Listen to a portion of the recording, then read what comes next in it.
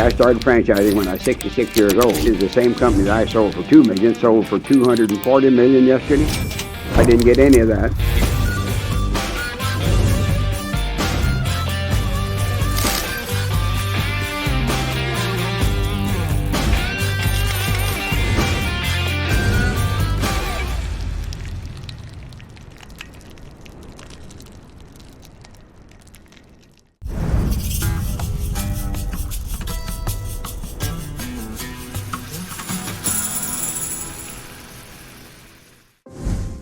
Harlan Sanders, or Colonel Sanders as he'd later be known, was born on a farm in Indiana on September 9th, 1890. He came from very humble beginnings, and at just 5 years old, his father passed away. In order for the family to survive, his mother was forced to take on lots of odd jobs like sewing and working at a canning factory. This meant from a very young age, Sanders had to look after his 2 younger siblings, which led him to practicing his cooking from as young as 7 years old. He'd often stay up late developing his skills, and thus began to become a very good cook.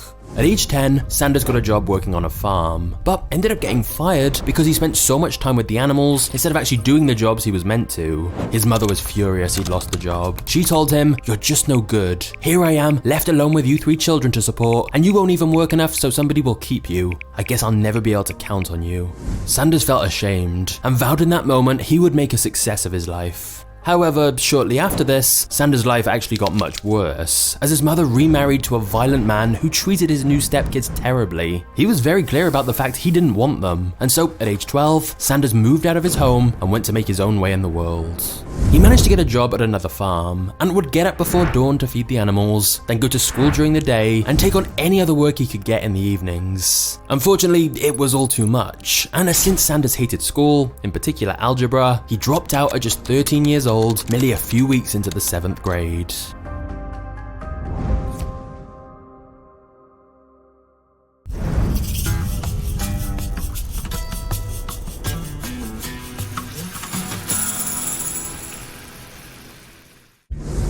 Sanders would go on to try a huge variety of different jobs in his early years. These included becoming a streetcar conductor, an insurance salesman, tire salesman, steamboat operator, midwife, secretary, and a carriage painter. He even had a brief stint in the US Army as a soldier and served in Cuba when he was just 15 years old. Although this wasn't how he became known as a colonel, as he was only in the army for about 6 months before getting discharged, most likely because he was found to have been underage. By the time he'd turned 18, Sanders got married and then went on to have 3 kids. Of course, he needed money to support his family and decided to try and get a more professional job working in the legal field. He took a law course that was done via mail, but his law career ended when he got into a courtroom brawl with one of his own clients, which destroyed his reputation. So, Sanders later got a job working at the railroad, but when he got fired from that as well, his wife Josephine decided to leave him. She reportedly gave away all their furniture and household goods and took their kids back to her parents' house. Sanders was distraught by this. He'd not only lost his job, he'd now seemingly lost his family. He went over to their house and hid in the woods with a plan to essentially kidnap his kids and take them home with him when they came outside to play.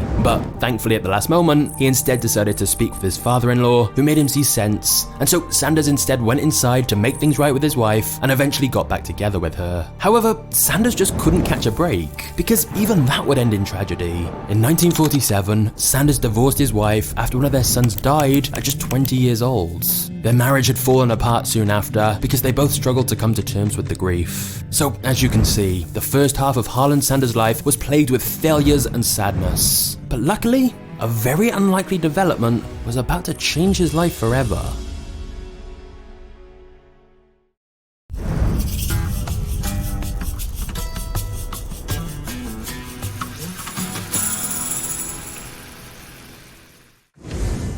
At age 40, Sanders got a job in Kentucky with Shell, running a gas station. And to make extra money, Sanders decided to make meals for his customers from the back room, given that he was a skilled cook.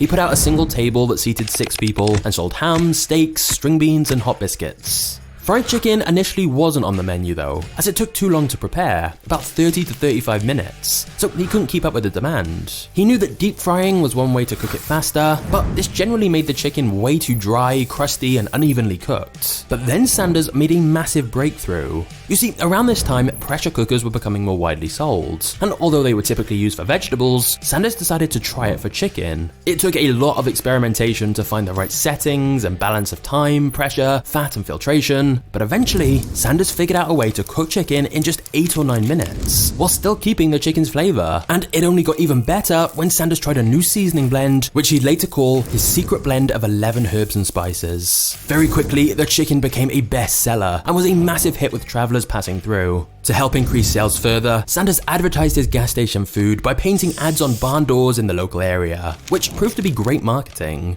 However, a competitor nearby called Matt Stewart was extremely annoyed by Sanders' aggressive promotion and began painting over the signs Sanders had put up. Sanders warned him he'd shoot him if he didn't stop, but Stewart carried on painting over his ads anyway. So Sanders, along with 2 managers of the gas station he operated, went to pay Matt Stewart a visit. However, when Stewart saw them coming, he immediately pulled out his own gun and fired. The bullet narrowly missed Sanders and instead hit one of the managers Sanders had gone with. He died immediately. Sanders grabbed his own gun and returned fire, hitting Stewart in the shoulder. All men were arrested by the police after this shootout, and Stewart got 18 years in prison for murder, while Sanders didn't serve any jail time as he'd fired in self-defense. It was an extremely close call for Sanders, but the end result was his competitor was now behind bars, leaving him to dominate the local area. Sales of his gas station food soared rapidly, especially his fried chicken. He could barely keep up with the demand. In fact, Sanders built up such a reputation that in 1935, the governor of Kentucky, Ruby LaFoon, bestowed him with the honorary title of colonel in recognition of his contributions to the state's cuisine.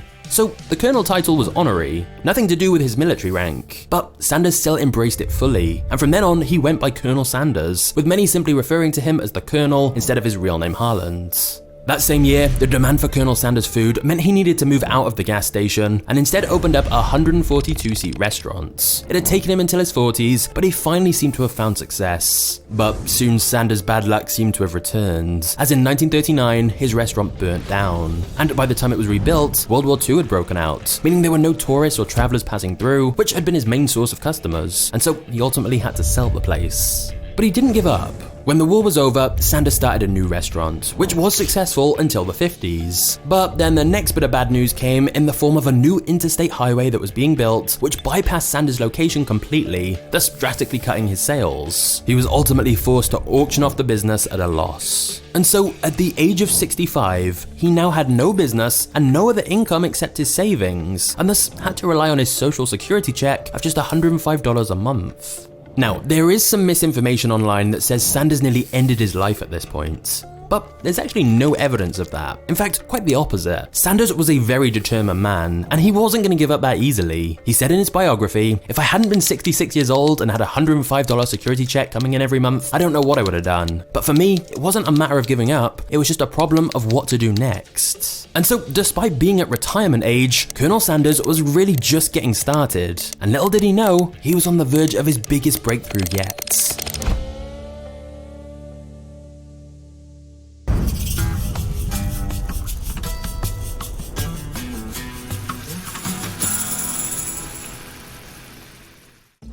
What about if instead of running a restaurant himself, he could franchise? He'd let other restaurants sell his chicken and charge 4 cents for every chicken sold. So Sanders put a bunch of pressure cookers in his car, along with a big bag of his famous seasoning, and hit the road in his 1946 Ford. His plan was to travel all across the United States, finding potential franchisee restaurants. But it certainly wasn't an easy life. He had to live out of his car, and it was exhausting traveling non-stop.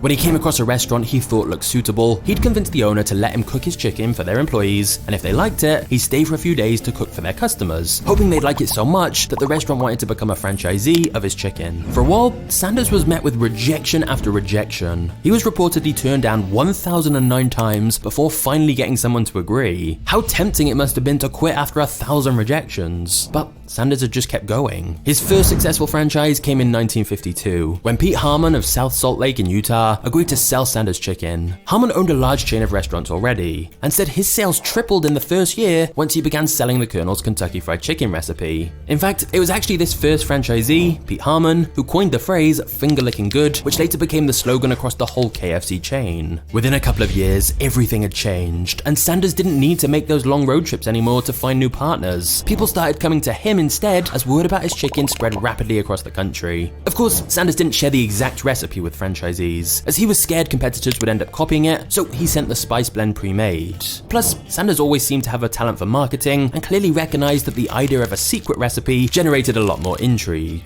By the end of 1963, he'd franchised over 600 outlets across the US and Canada and built a company worth millions. Within a couple of years, that would be 900 outlets, including some in the UK and Japan. His chicken was a huge hit, and the franchise model was a massive success. Sanders had finally made it, and at long last was financially secure. But that is certainly not the end of the story.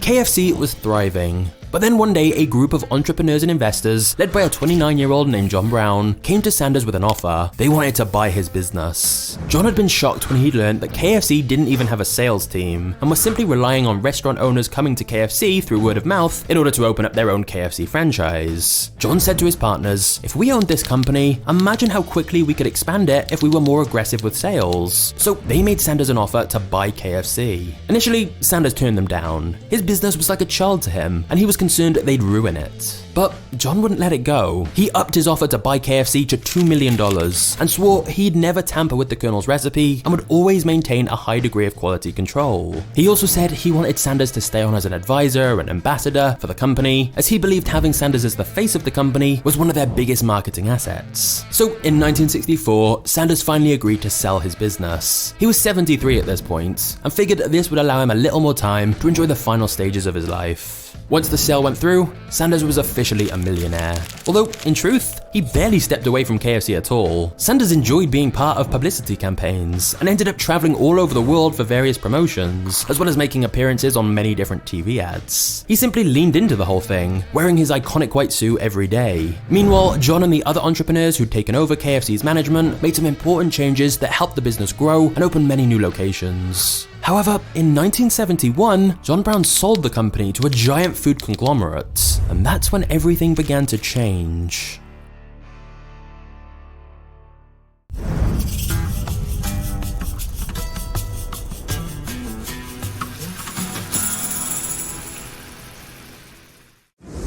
Unlike John, who'd agreed not to tamper with the Colonel's recipes, the new owners of KFC did not do that. For example, they changed the gravy to a version that was much cheaper and easier to make. A company executive at the time said, "Let's face it, the Colonel's gravy was fantastic, but you had to be a Rhodes Scholar to cook it." KFC were expanding quickly and wanted to streamline, and so basically they'd made some changes. The thing is, Sanders still visited lots of KFC stores himself, and when he tried the new recipe, he said, "My God, that gravy is horrible. They ought not to be allowed to sell it. It's pure wallpaper paste." Sanders wasn't any more complimentary about the chicken either, saying it was nothing but a damn fried dough ball stuck on some chicken. His criticism was so harsh and so public that one KFC franchisee sued him for libel in 1978. But the case was thrown out. However, Sanders was so unhappy with the direction KFC was taking under the new owners, he opened up his own competing restaurant under the name Claudia Sanders, the Colonel's Lady Dinner House.